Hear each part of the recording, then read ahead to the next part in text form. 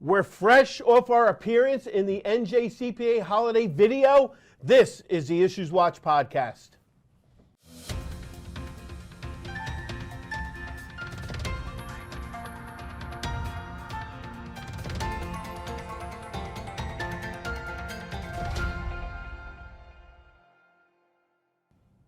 Hello and welcome to the IssuesWatch podcast. I'm Brad Muniz, your host for the bi-weekly accounting and auditing episodes. I'm an assurance principal at Clifton Larson Allen, and back with me today is Frank Boudelay, an emeritus partner at Witham and my co-presenter for the Society's Law and Ethics webinars. Welcome back, Frank. Glad to be here. Great.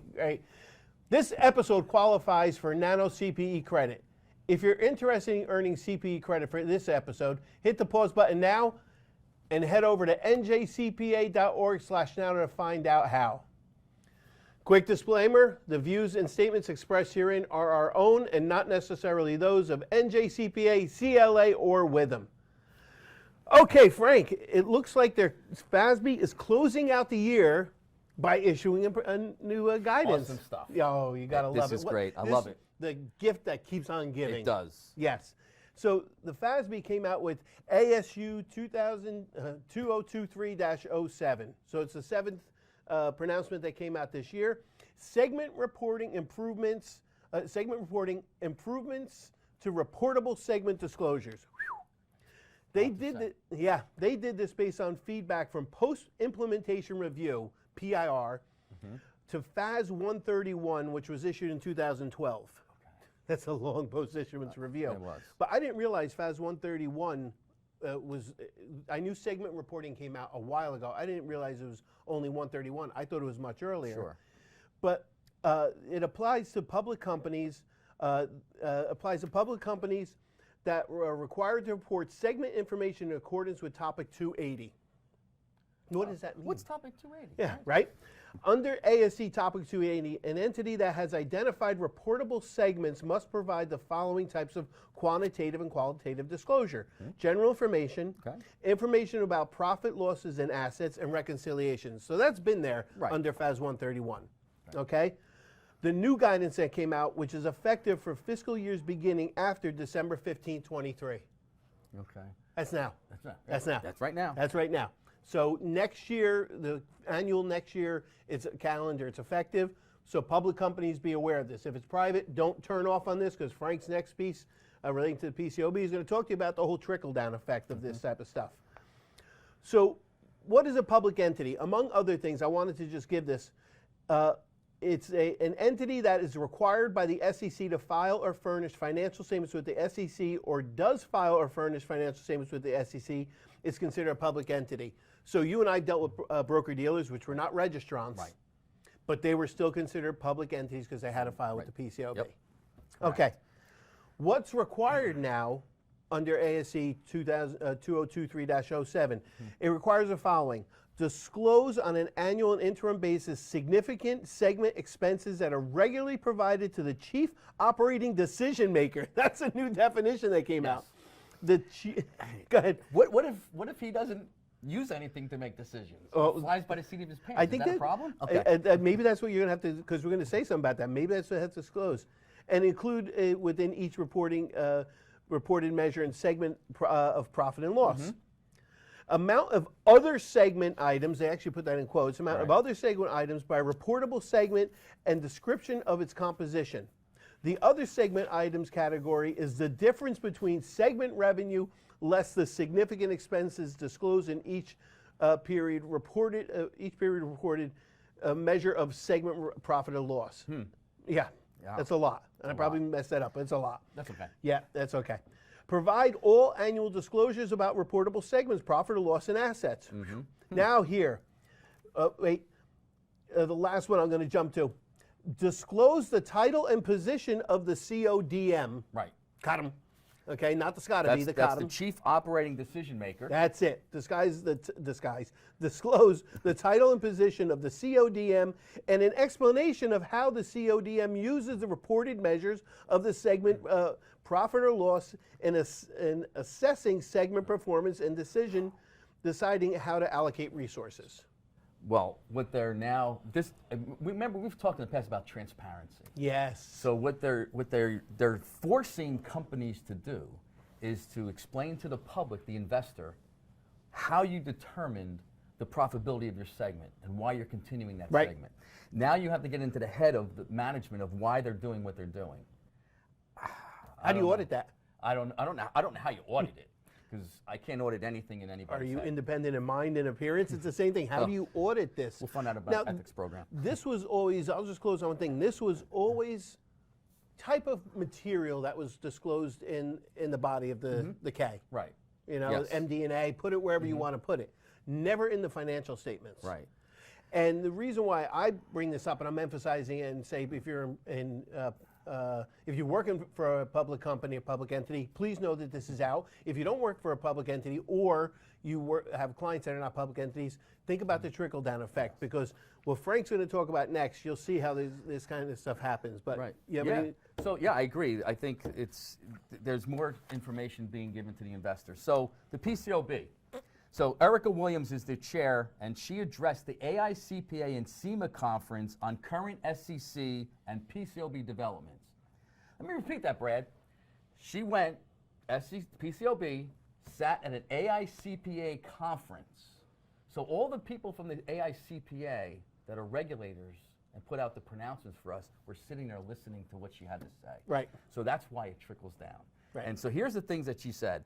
After 20 years of PCAOB inspections and enforcement, it is clear that many of our current standards and rules need to be enhanced.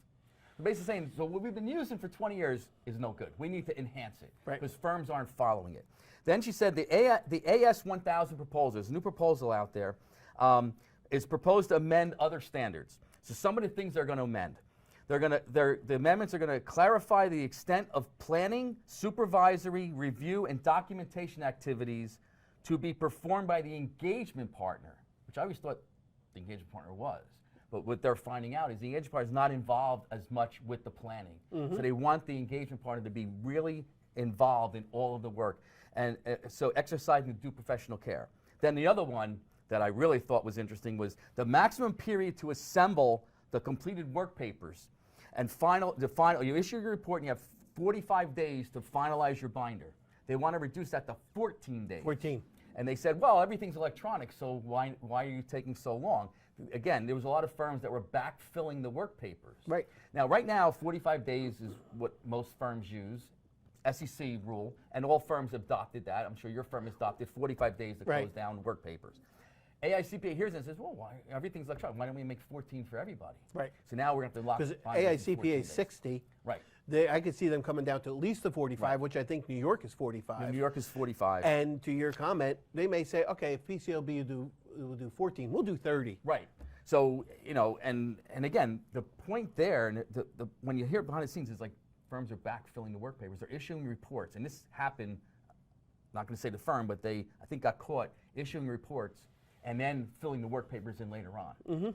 And that goes, so after 20 years of experience in inspecting against standards covered under the proposal, it is clear improvements could facilitate better investor protection. Well, that's what it's all about. Investor protection. So everything that the PCAOB is doing is how do we protect the investor? So then the PCAOB has advisory groups, and they're made up of investors and stakeholders. And they have often pointed, and they wrote down, that auditors only find 4% of the fraud. I'm afraid to hear where you're going with this. They said, which is certainly not consistent with most investors' expectations. So the investors are expecting that we're going to detect fraud. Meanwhile, our audit procedures only find 4% of the fraud that's been perpetrated. And our audit procedures are geared to audit where there's a fraud risk. Right. So now that scares me, because now they've always toyed around with, should the auditor find fraud? Why are you not finding fraud? You're in there, and that sentence right there scares me, in that, are they going to now make the standard so we have to look for fraud, and if we don't find it, we are in trouble? Right. I'm scared. Yep. So then we go from that into, in 2022, the PCAOB imposed the highest penalties in its history. That was 22. Guess what? 23. Doubled. Doubled. Doubled. The penalties and fines were doubled in 23, imposed by the PCAOB, over $20 million. Now, This year, the PCAOB announced sanctions related to a number of ethics violations. Now, we're going to talk about ethics, right? We're ethics speakers. From failures to detect or prevent rampant improper answer sharing.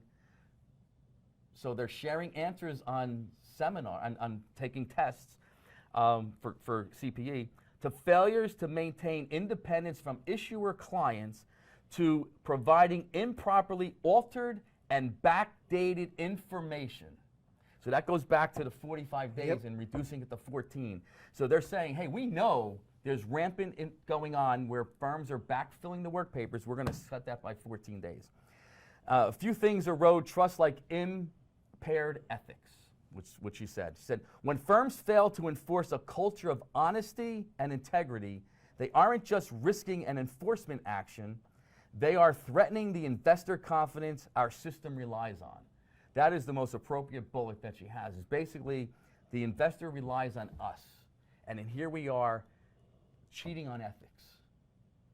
Says a lot. So, you know, and again, as we mentioned, first thing was, this is PCAOB. AICPA sat in there. So the AICPA is listening, and I guarantee you, 24, we're going to see a lot of information coming down that are going to mimic what's going on at the PCAOB. Right, and what they find in their inspections ultimately kind of affect what we start finding in peer reviews. Absolutely. There's this whole ripple effect that goes on. So keep that in mind. Keep that in This mind. isn't just about public entities. This affects all around, across the board. So in closing, if you still need to earn CPE credit before the December 31st deadline, the NJCPA has some great events coming up. On December 18th, there's an accounting and auditing update for small businesses webinar. Mike Kaplan and Frank are presenting an A&A update for the Passaic County chapter on December 19th in Patterson. And on December 28th, there's a financial reporting update for tax practitioners webinar. You can get more information about these events and many more at njcpa.org/events. And of course, be sure to join the Society's Accounting Audit Standards Interest Group. Sign up for free at njcpa.org/groups. Make that your New Year's resolution. Frank, thanks for wrapping up the year with me. Glad to be here, Brad. And thank you for watching or listening. We'll be taking a short hiatus for the holidays. We will return with Say it isn't so. yeah, we will return with a new episode on January 9th. In the meantime, enjoy the holidays.